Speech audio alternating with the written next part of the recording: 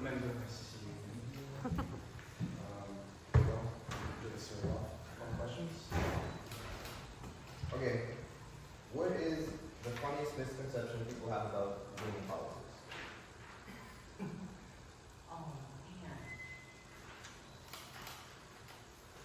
I guess the common misconception is that it's a very glamorous lifestyle, and honestly, we're really just out here on the streets and getting ignored or getting scrutinized.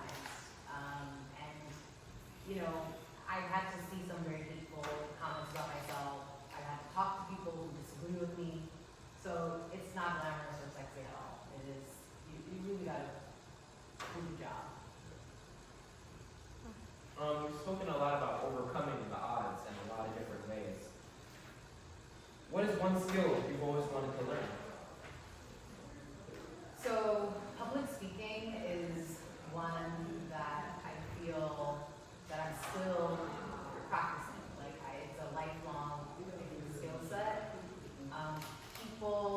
To move people, you need to understand how to talk to people, and I think getting the message across in a couple of words as opposed to an essay is tough. And so I try to, in the rallies, I go to a lot of rallies and speaking to a lot of people, and you know, I'm like nervous at every single one of those things. And I try to go off, I try to not use the paper when I'm talking.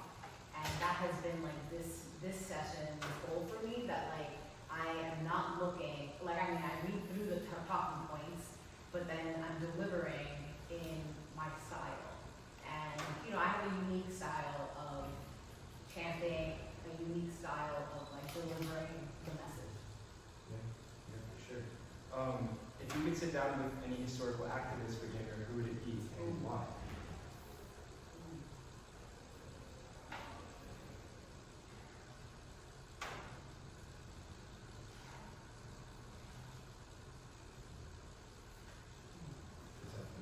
It is a tough one.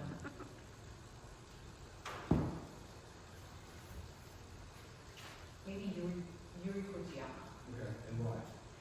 She is a leading Asian feminist who paved the path for Asians to be even considered artists and part of the feminist politics in our city. And I think she also showed what coalition building looks like, that simply being Asian doesn't mean that you're only hanging out with Asians, that we actually have to be a coalition that is Black, Asian, Latine, all of us to come together. And I think she really portrayed that, and in order to move our city in the direction that that is one where we're safe and looked after, it requires that kind of coalition building. Yeah. And a little bit of a follow-up, but I mean, you just said like New York City is a melting pot and there's so much diversity in culture, but as a politician, what is someone, or who is someone that you try to follow in the footsteps, you know, if that is, or what do you try to do in order to convey your image to people the most? That has been the hardest thing actually, because I was the first Muslim woman to get elected to our city. And what that means is basically I had to figure out how I would be. And you know, there's all sorts of stereotypes about Muslims, and the type of Muslim I am may not be the kind that some group of Muslims like. And so like I was very worried about like how am I gonna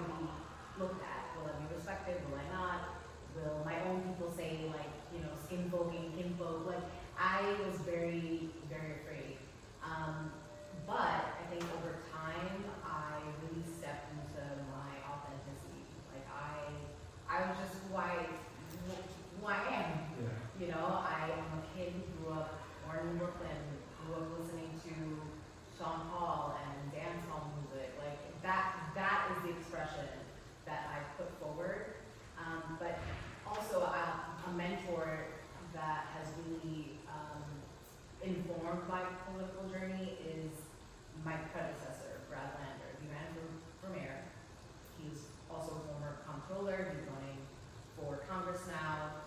And I got to see how he, as a leader, is someone who, one, listens and like creates a participatory space so that he's listening to staff members on their opinions about issues. And one of the issues at the time was closing Rikers and the borough, 5 borough-based jails, and that was a very contentious issue. And he listened to us, but he supported the borough-based jails. I did not, but there was healthy debate, which I got to witness, and also I got to see that the way in which he respects staff members. At the time, the staffers were not unionized, and they were very low paid, and there were a lot of instances of harassment and workplace harm that staffers were experiencing without any support or recourse. And I didn't have to see that. I got to see like how a healthy work environment can look. And so like that, I brought both of those qualities into my own office. Yeah, for sure. That's, I have a would you rather movie. You guys have any questions? We can ask one more. If there was any there's one small like daily annoyance in New York that you go through, what would it be like, and how would you fix it? Listen, it's dog food. And I have been talking about dog food for a bit now. So if you go into my socials, you will see just how much dog food pisses me off. So the action in order to remove, not reduce, remove poop from the floor, I've introduced new legislation that would mandate the city to do a large awareness campaign, and like the kind of graphics we see on in the trains and just like broad big billboards to internalize like you are not a good neighbor. You are leaving your dog shit. You are not a good neighbor.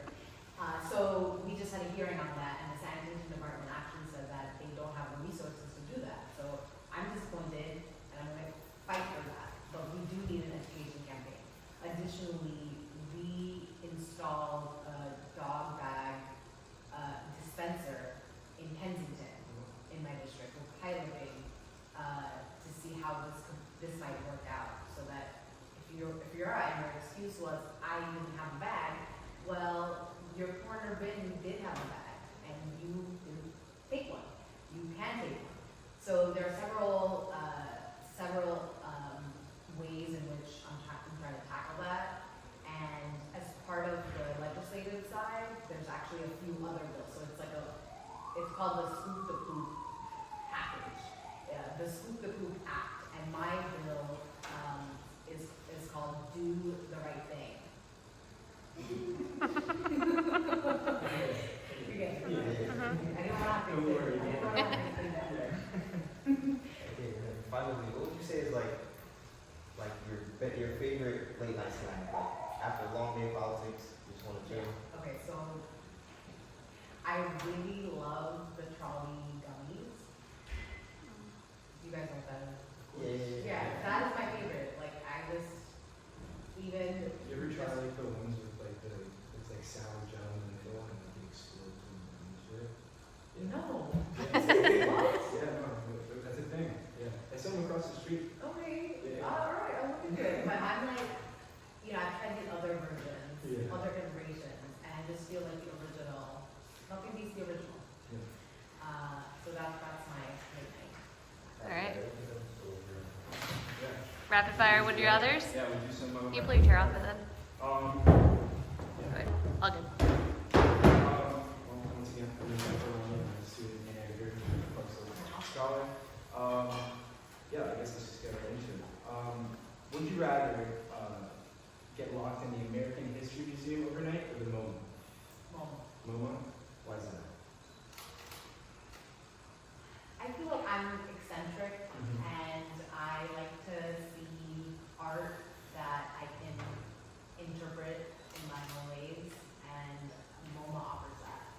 Yeah. Would you rather trip in Times Square or yell something very embarrassing on Pax out of the car? Tough one. I would pick the bus. The bus. The bus. Yeah. This one isn't a would you rather, but I feel like it's pretty crucial for people to know. What is your go-to daily order? Okay, so I do have a bacon and cheese order, but I love a turkey on a roll. Classic. Like, turkey on a roll, some mayo, lettuce, tomato. I do add jalapenos, and I have that with American cheese. That is one of my favorite things to eat. Sounds delicious. Now, next one, talking of bacon, egg, and cheese. Would you rather only be able to get bacon, egg, and cheese or chopped cheese from the deli for the rest of your life? One or the other. I'm gonna have to go with the bacon and cheese. It's super. I need eggs. Yeah. Yeah, that's fair. And lastly, what is one thing you would recommend to someone coming to New York City for the first time? Traveling, they have to see something, or food they have to eat, give them the label on it.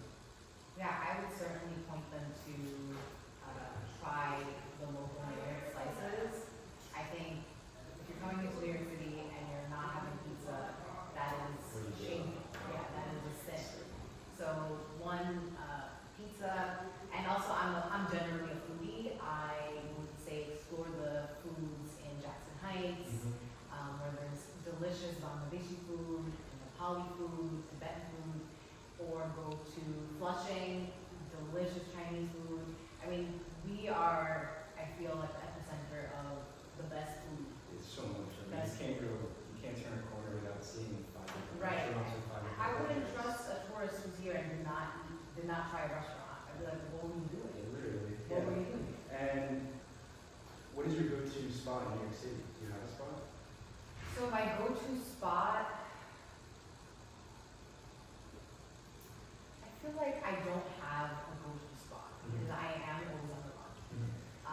However, I think my like favorite place that I end up is the train.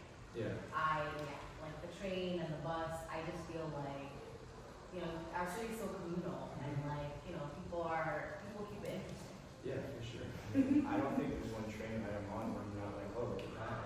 Yeah. I love a good show time. Yeah. Yeah. Well, that about wraps it up for me.